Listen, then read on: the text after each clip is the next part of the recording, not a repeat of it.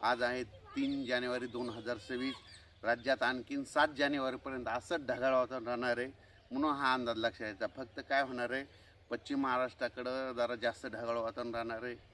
त्याच्यानंतर लातूर जिल्हा, धाराशिव जिल्हा, परभणी जिल्हा, बीड जिल्हा, जालना जिल्हा, त्याच्यानंतर सातारा, सांगली, सोलापूर, कोल्हापूर, पुणे, अहिल्यानगर या भागामध्ये जास्त ढगाळ वातावरण आहे. कुठंतरी असे थोडेफार थेंब येतील, खूप काय पाऊस पडणार नाही, त्याच्यामुळे काही चिंता करायची गरज नाही. पण राज्यातल्या सर्व शेतकऱ्याला सांगू इच्छितो की जवळपास 7 जानेवारीपर्यंत असंच ढगाळ वातावरण राहणार आहे, म्हणून अंदाज सर्व शेतकऱ्यांनी लक्षात घ्यायचा.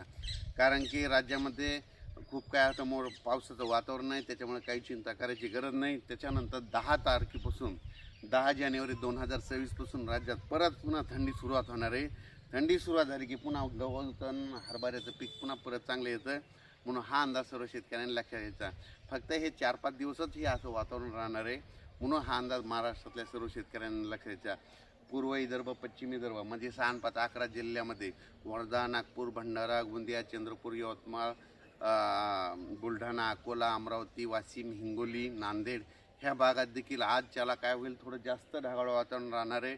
पण ह्या ढगाळ वातावरणामुळे माझी एक शेतकऱ्याला विनंती, याच्यामध्ये काय होणार आहे, पाऊस वगैरे काही पडणार नाही, पण याच्यामध्ये फक्त धुकं येणार आहे. धुकं जास्त असल्यामुळं काय होतं, फुलाच्या जी पिकं आहेत त्यांना नुकसान होतं. म्हणून माझ्या शेतकऱ्यांनी एक बुरशीनाशक, एक कीटकनाशकाच्या फवारणीचं नियोजन करायला काही हरकत नाही, म्हणून ही अंदाज लक्षात यायचा.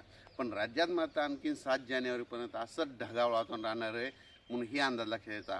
आज देखील समजा आज 3, 4 आणि 5च्या दरम्यान पश्चिम महाराष्ट्र, मराठवाड्याकडे जरा जास्त ढगाळ वातावरण राहणार आहे. सूर्यदर्शन देखील काही काही ठिकाणी दिसणार नाही. असं वाटेल की पाऊसच येतो की काय, अशी परिस्थिती राहणार आहे. क्वचित ठिकाणी कुठंतरी थेंब देखील पडतील, म्हणून हे देखील सर्व शेतकऱ्यांनी लक्षात घ्यायचं.